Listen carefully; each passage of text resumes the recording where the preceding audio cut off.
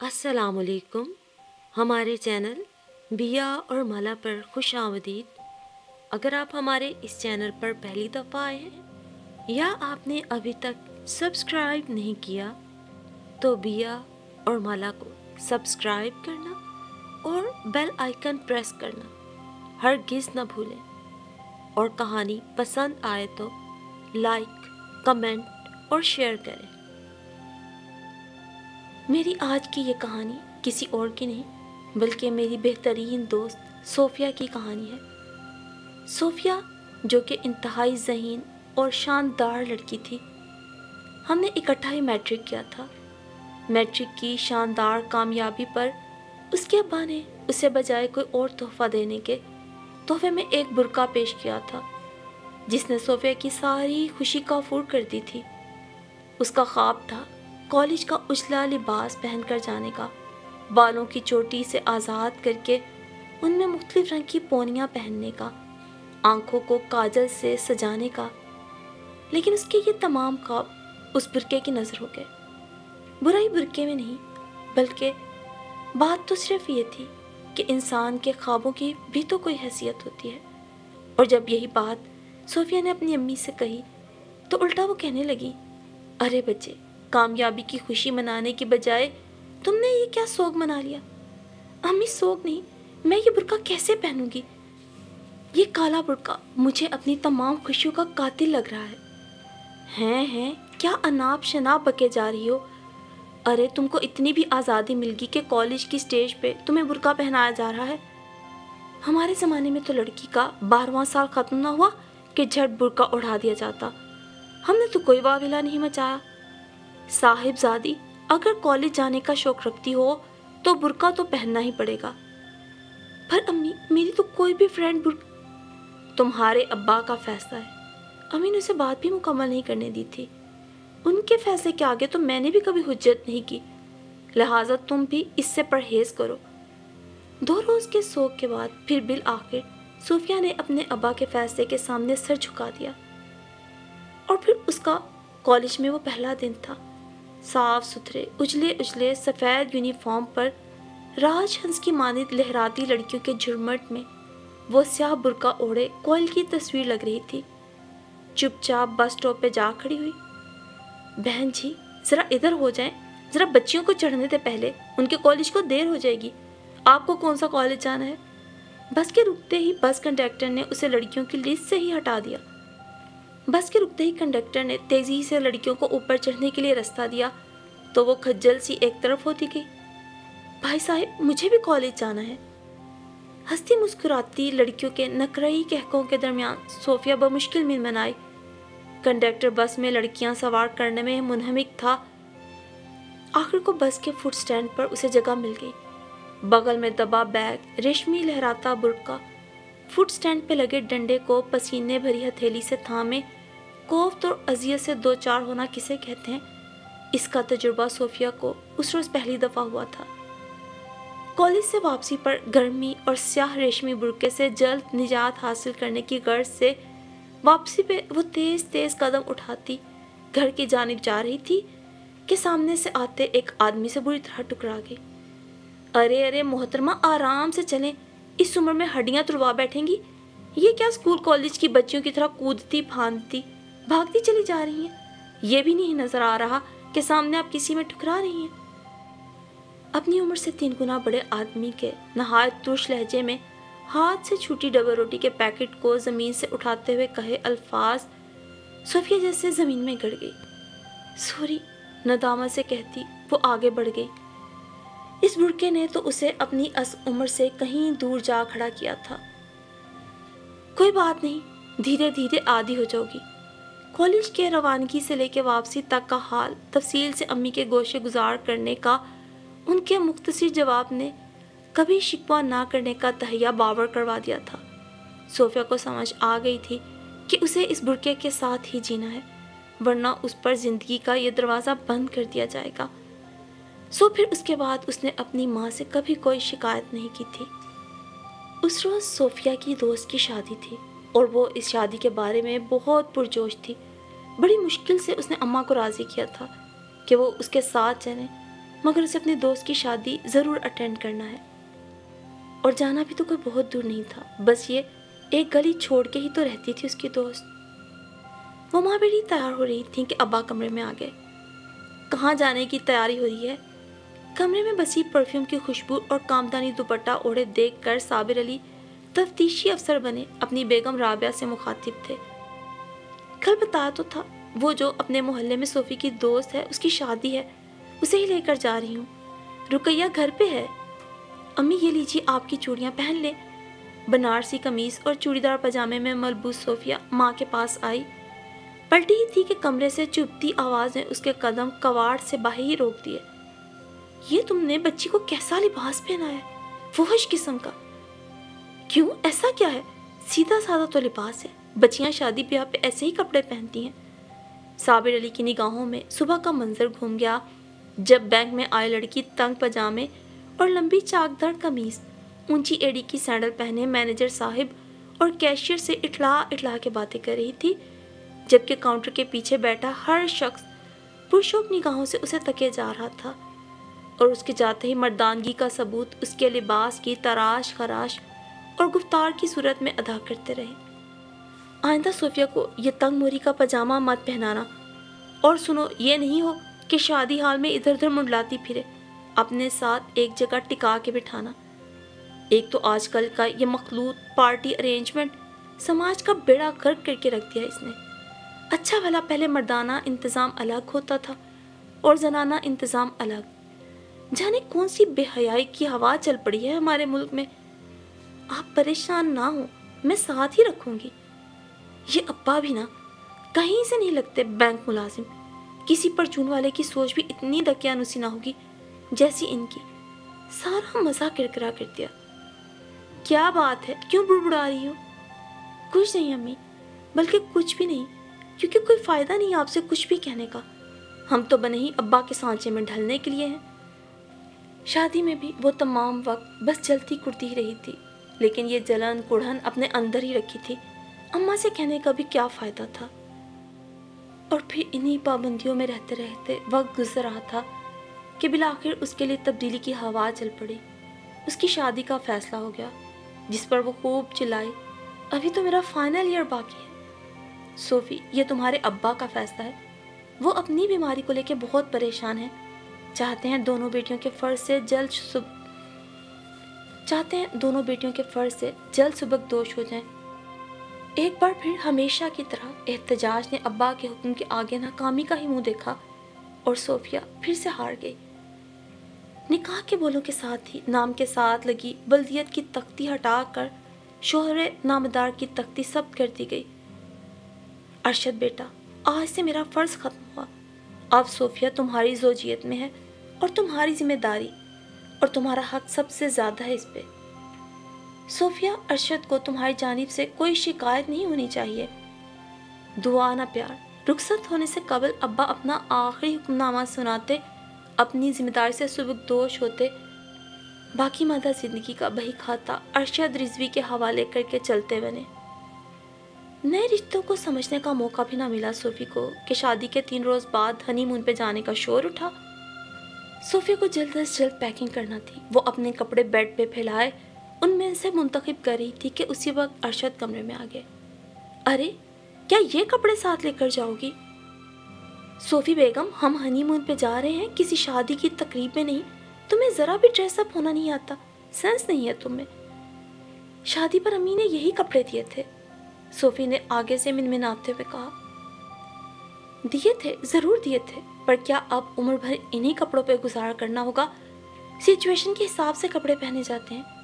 अच्छा चलो भाई, शादी से कबल जो कपड़े तुम्हारे, मेरा मतलब है कोई घर पे पड़ी होंगी, जीन्स ट्राउज़र्स वगैरह, वो तो तुम्हारी अम्मी के घर होंगे तो उन्हें ही मंगवा लो। अब फौरी तौर पे ख़रीदारी नहीं हो सकती। लेकिन अरशद, मेरे पास तो ऐसे कोई ड्रेस नहीं। उफ़, क्या मुसीबत है, कहाँ पेंडू लोगों में फंस गया। अच्छा चलो जल्दी करो, सुबह की फ़्लाइट है।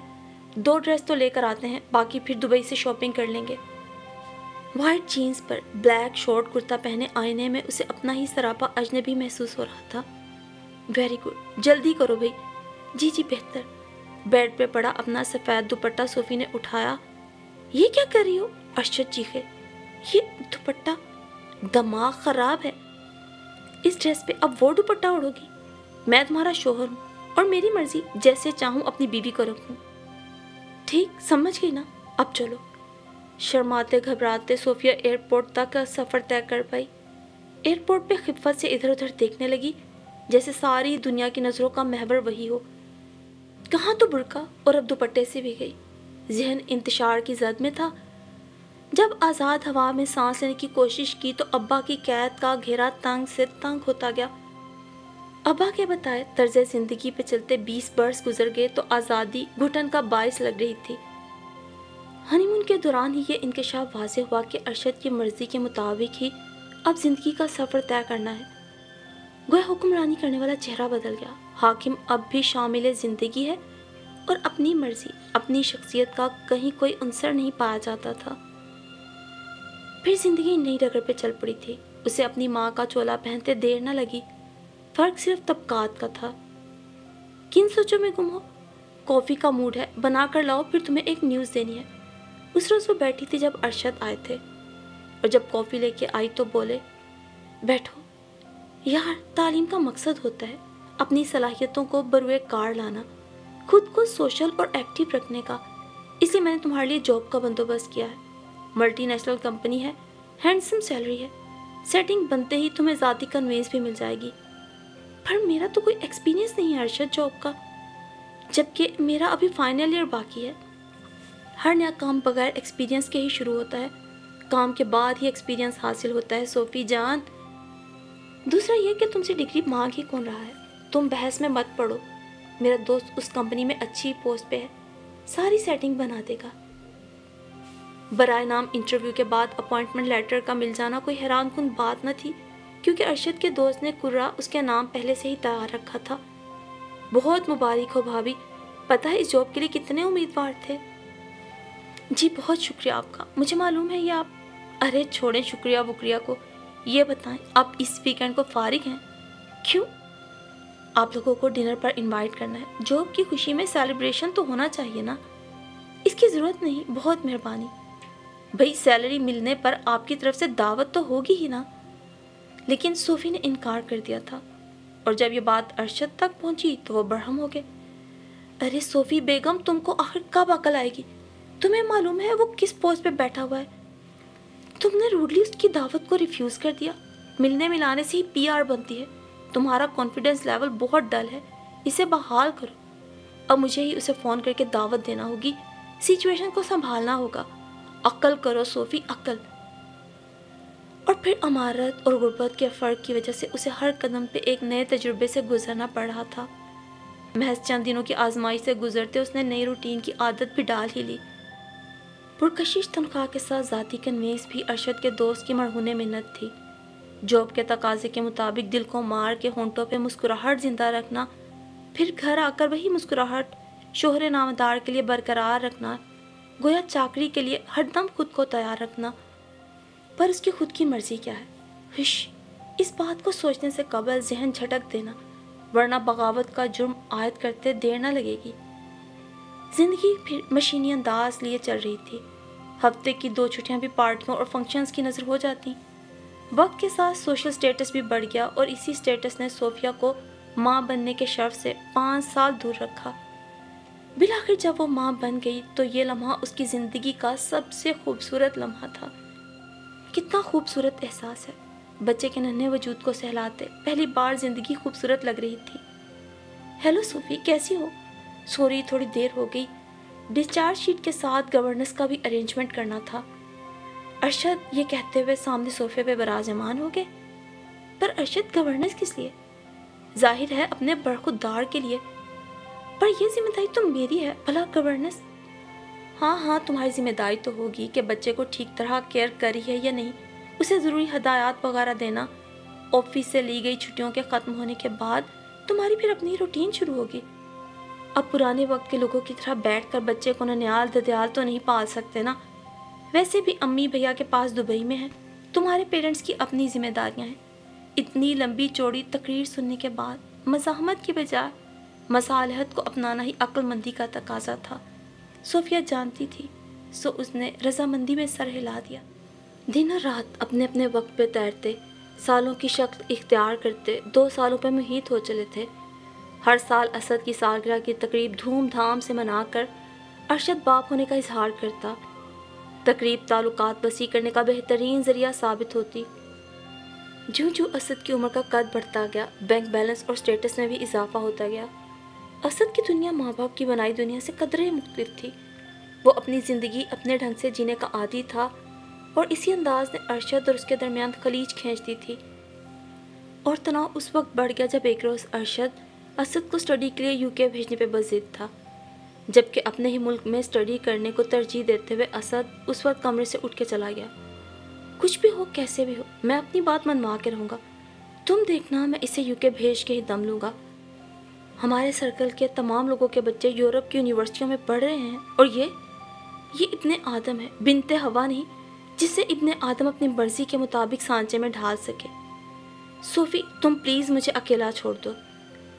رزلٹ آنے تک خاموشی بہتر ہے، بعد میں کچھ کرنا ہوگا۔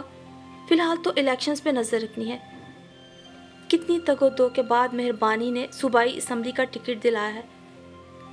صوبائی اسمبلی، سیٹ، اختیارات، ان تمام باتوں کے تصور نے ارشد پر کچھ لمحے پہلے کی کوفت اور تلخی کے اثر کو کم کر دیا تھا۔ آنے والے دنوں میں الیکشن کی گہما گہمی تو تھی، لیکن گھر کی فضا پہ جمود طاری تھا۔ اسد اور ارشد کی لا تعلقی عروج پہ تھی۔ بالآخر حامیوں کے تعاون کے ساتھ اپنے حلقے سے ارشد بھاری اکثریت سے جیت گئے، لیکن زندگی کے ہاتھوں شکست کا منہ دیکھنا پڑا۔ ان کی جیت کو دیکھتے ہوئے ان کے مخالفوں نے ان پہ فائرنگ کروا دی تھی۔ میت کے ساتھ ہی مختلف چینلز سے لے کر اخباری رپورٹرز اور دوسری پارٹیوں کے رہنماؤں کا تانتا بن گیا۔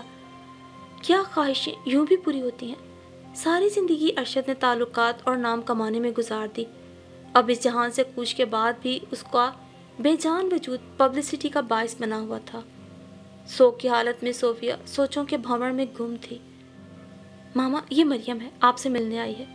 سوئم پر آئے لوگوں کو رخصت کرتے ہوئے اسد صوفیہ کے پاس ایک اجنبی لڑکی کو ملوانے کمرے میں لایا۔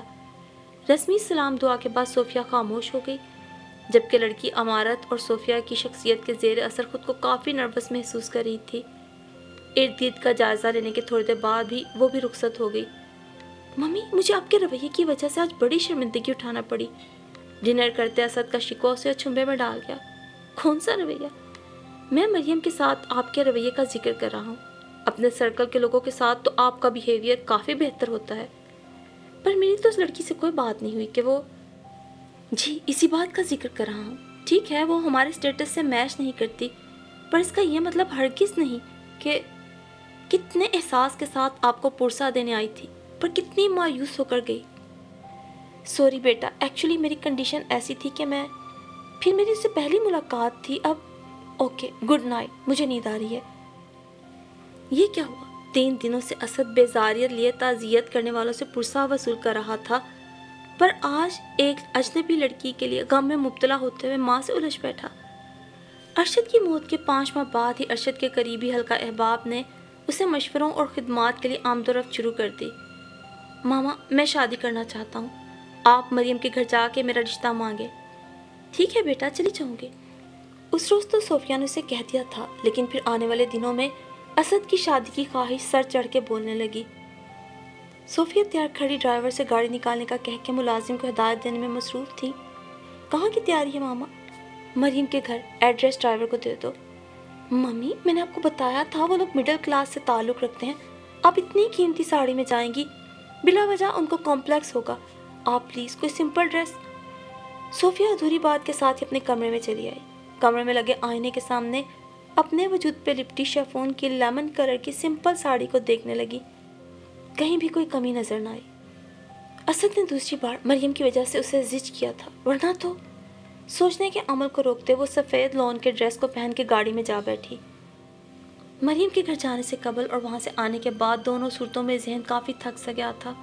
کافی کا سپ لیتے اسد کی آئندہ زندگی کے بارے میں وہ سوچ میں ڈوبی ہوئی تھی، جب اچانک اسد کی کمرے میں آمد ہوئی۔ ممی، آپ کو کیا پرابلم ہے؟ ایزی بیٹا، کیا بات ہے؟ کیوں اتنے ہائپر ہو رہے ہو؟ یہاں بیٹھو میرے پاس۔ ہائپر نہ ہو تو کیا کروں؟ آپ نے مریم کے پیرنٹس سے یہ کیوں کہا کہ مریم ہمارے گھر آ چکی ہے؟ ان کے گھرانے میں لڑکیاں صرف ایجوکیشن کے لیے نکلتی ہیں، कहीं आने जाने की फैमिली के बगैर इजाज़त नहीं, कहीं आने जाने की फैमिली के बगैर इजाज़त नहीं। वो तो मेरी वजह से आ गई थी, सारा इमेज ख़राब हो गया उसके घर पर। मैंने सिर्फ ये कहा था कि मरियम जब पुरसा देने आई थी तो मुझे अच्छी लगी, इससे मैं प्रपोजल ले आई। कोई जवाब तो होना चाहिए था ना रिश्ता मांगने का, वरना वो ये ना पूछते कि किसके थ्रू मैं ये रिश्ता मांगने गई। और आपने अपनी सोशल एक्टिविटीज़ भी डिस्कस कर डाली। क्या ज़रूरत थी शो ऑफ करने की? आप रिश्ता मांगने गई थी कि उन लोगों को अंडर एस्टिमेट करने? ऐसी कोई बात नहीं। और मैं इंसान की सेल्फ रिस्पेक्ट को बखूबी, मामा मुझे हर सूरत मरियम से शादी करनी है। आप उन लोगों को कन्विंस करें और बार बार जाएं ताकि ये शादी पर वो राज़ी हो जाएं। सोफिया हैरान निगाहों से असद के लबो लहजे को और लफ्ज़ों के उतार चढ़ाव को तकने लगी। ये असद का चेहरा नहीं, अब्बा, हाँ अब्बा का है।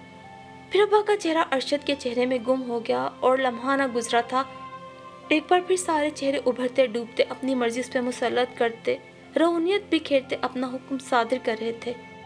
असद कब का इस कमरे से जा चुका था, जबकि वो हाकिमों का पजल बनाते शदीद डिप्रेशन की हालत में साइकेट्रिस्ट के पास जा पहुंची।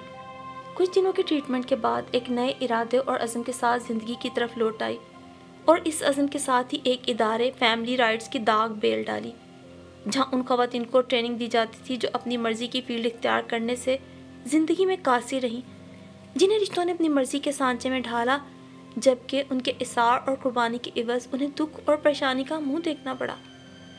मम्मी, आप इन ख़वातीन का दर्द बांटने निकली हैं जिनसे आपका कोई रिश्ता नहीं, और मैं आपकी औलाद, उसका आपको कोई ख्याल नहीं जिसे आपकी ज़रूरत है, उसका रिश्ता तय करने के लिए। मरियम, असद, तुम्हें मेरी नहीं मरियम की ज़रूरत है, उस लड़की की जो बिला जवाज़ मेरे हर इक़दाम की गलत तस्वीर तुम्हें दिखाकर मुझसे तुम्हें बदगुमान और दूर कर रही है, और तुम उसके दिमाग से चलकर मुझे मरियम के तैयार करदा एक नए सांचे में ढालने की कोशिश में लगे हुए हो।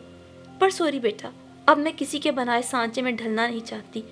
तुम्हें जो करना है वो करो, पर मुझसे ज़बरदस्ती मत करो। गुजरते माह साल सोफिया के लिए सोच के नए नए दर वाक़ कर रहे थे। ज़िंदगी का फ़लसफ़ा क्या है, इसे समझने से हमेशा कासी रही, पर गुजरते वक्त ने इतना ज़रूर समझा दिया कि हर वो रास्ता जो किसी की भलाई और नेकी के लिए हो, सबसे बेहतरीन रास्ता है। मैडम, वो चैनल की तरफ से ज़ुबिया खान आई हैं जो टेलीविज़न पर आती हैं शो करने। मुलाजमा बड़ी पुरजोश इतला देती आई। सोच के सफ़र ने वापसी की राह ली। ठीक है, बुलाओ। मॉर्निंग शो की होस्ट अपना रवायती अंदाज लिए दाखिल हुई, रस्मी गुफ्तगू और इदारे की बढ़ती मकबूलियत और उसकी खिदमात को सराहते हुए अपने चैनल पर आने की दावत दी।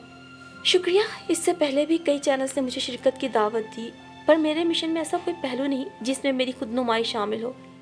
शायद आपको अंदाज़ा नहीं, आपके इस इक़दाम से उन ख़वातीन के लिए आसानी पैदा होगी जो दूर दराज इलाकों में बैठी हैं। आपके मैसेज उन्हें मोरल सपोर्ट दे सकते हैं। लफ्ज़ों की तकरार के बाद आखिर चैनल की होस्ट अपने अगले प्रोग्राम के लिए उसकी आमद की रजामंदी लेते रुखसत हुई, और यूँ उस रोज़ वो इंटरव्यू देने पहुँच गई। शहर की पुरानी बिल्डिंग में नए चैनल का अमला अपने चैनल की तरक्की के लिए दिन रात काम कर रहा था। उसकी आमद को खुसूसी अहमियत देते हुए मॉर्निंग शो के सेट पर पहुंचा दिया गया। प्रोग्राम की होस्ट ने ज़रूरी और गैर ज़रूरी बातों से गुजरते प्रोग्राम के इख्तिताम से कबल मैसेज देने को कहा। मैसेज सिर्फ यही है कि औरत भी इंसान है, वो कुम्हार की मिट्टी नहीं जिससे रिश्तों से जुड़ा कुम्हार अपनी मर्जी के सांचे में ढालता रहे। हाँ, उनकी इज्जत और वक़ार का ख्याल ज़रूर रखना चाहिए, उनके पेट का ईंधन भरने का ख्याल रखे, और जो शादीशुदा हैं वो इन लवाजमात के साथ उनकी इज्जत नफ्स का भी ख्याल रखें, पर अपनी शनाख्त कभी नहीं भूलनी चाहिए। जब शनाख्त ही ना रहे तो आप खुद समझ सकती हैं उनका क्या मुकाम रह जाता है। प्रोग्राम नशर होते ही काफ़ी मकबूलियत हासिल कर गया, और यूँ सोफिया भी दिन रात मकबूलियत हासिल करने लगी। हर घर, हर मेज़ पर सोफिया का जिक्र होने लगा, उसके फ़लसफ़ा हयात पे बातें होने लगी, और फिर एक के बाद एक चैनल मैगज़ीन उसके गिर्द हसार बनाते चले गए। सोफिया का हर मैसेज ख़वातीन की बेदारी के लिए होता जो अपनी नई उमंग जगाता। जिस चैनल पर सोफिया की आमद होती, ख़वातीन की निगाहें प्रोग्राम की होस्ट के लिबास और ज्वेलरी से हटकर सोफिया की बातों पर मरकूज़ होती। एक तो मैं इस सोफिया नामी बला से तंग आ गया हूँ, हर चैनल पे चली आती है, बकवास करती है। हर अजारादारी रखने वाला मर्द सोफिया से तंग आ चुका था। औरतें जहाँ उसकी तारीफ़ करती, मर्द उससे बेजार थे। ہمارے مذہب نے عورتوں کو بہت سے حقوق سے نوازا ہے، پر افسوس کہ ہمارا معاشرہ اس کے حقوق سلب کرنے پہ تلا ہوا ہے۔ اس روز بھی پروگرام کے آن ایئر جاتے ہی چینل کو اور صوفیہ کو دھمکی آمیز کال موصول ہونے لگی۔ یہ کس بدبخت کو تم لوگوں نے چینل پہ لا بٹھایا ہے؟ یہ اسلام کیا جانے؟ ساری زندگی غیر مردوں کے ساتھ نوکری کرتی رہی ہے، پارٹیاں مناتی رہی ہے، اب جو گھر بیٹھی عورتیں اپنے گھر چلا رہی ہیں ان کو یہ بھاشن دے کے گمراہ کرنے نکلی ہے۔ فون آیا تھا چینل پہ اور صوفیہ کو دھمکیاں لگائی گئی تھیں۔ ہیلو آپ کون؟ رابطہ منقطع ہو چکا تھا۔ چینل پہ افراتفری کی لہر دوڑ گئی۔ دیکھیں مسٹر، آپ جو کوئی بھی ہوں، میں دھمکیوں سے ڈرنے والی نہیں۔ میں اپنا ادارہ ہرگز بند نہیں کروں گی۔ میرے ارادے مستحکم ہیں، جبکہ آپ کی دھمکیاں بے بنیاد۔ ایسی ہی فون کالز جب صوفیہ کو آنے لگی تو وہ آگے سے ٹکا سا جواب دے دیتی، اور پھر دھمکیاں روز بروز بڑھتی چلی جا رہی تھی۔ معاشرے کا مرد صوفیہ جیسی عورت سے ڈر گیا تھا، اپنے آپ کو کمزور محسوس کرنے لگا تھا کہ اسے لگا تھا دین میں عورت کے جتنے حقوق ہیں صوفیہ عورتوں کو گھول کے پلا دے گی۔ اگرچہ صوفیہ میری بہت اچھی دوست تھی، پر اب تو وہ میرے لیے ایک معلم کی حیثیت اختیار کر گئی تھی۔ اس روز بھی میں گھر کے کام کاج نمٹا رہی تھی جب میرے میاں کی آواز آئی، ارے بھائی زویا، کہاں ہو تم؟ وہ تمہاری سہیلی تھی نا صوفیہ، مرڈر ہو گیا اس کا۔ ہائے کیسے؟ میں نے لاؤنج میں لگے ٹیلی ویژن پہ نظر مرکوز کی، جہاں سلائیڈ چل رہی تھی کہ فیملی رائٹس کی فاؤنڈر صوفیہ انصاری نامعلوم افراد کی گولیوں کا نشانہ بنتے زندگی کی بازی ہار گئی۔ عورتوں کو ان کے حقوق کے لیے بیدار کرنے والی کو موت کی نیند سلانے والے سکون سے اپنی انانیت کے ساتھ جی رہے ہیں۔ آخر یہ کب تک ہوتا رہے گا؟ چینل پہ بیٹھی اینکر اپنی دھواں دھاڑ بحث کرتی نظر آ رہی تھی۔ کیا دین اسلام نے عورت کو حقوق نہیں دیے؟ اور اگر دیے ہیں تو مرد کیوں خوف زدہ ہے عورت کو اس کے وہ جائز حقوق دینے سے؟ اپنی ناپسندیدہ آواز کو بند کرنے کا یہ غیر انسانی طریقہ کب تک جاری رہے گا؟ اینکر کی آنکھوں میں آنسو تھے اور آواز بھاری تھی، جبکہ اسکرین کے کونے پر صوفیہ کی تصویر زندگی جینے اور موت کی وادی تک دھکیلنے پر معاشرے کے اس کمہار سے شکوہ کنا تھی جو عورت کو اپنے ہاتھ میں پکڑی مٹی سمجھتا ہے اور اسے اس کا وہ جائز مقام دینے پہ بھی تیار نہیں جو اس کا دین اور دنیا اسے دیتے ہیں۔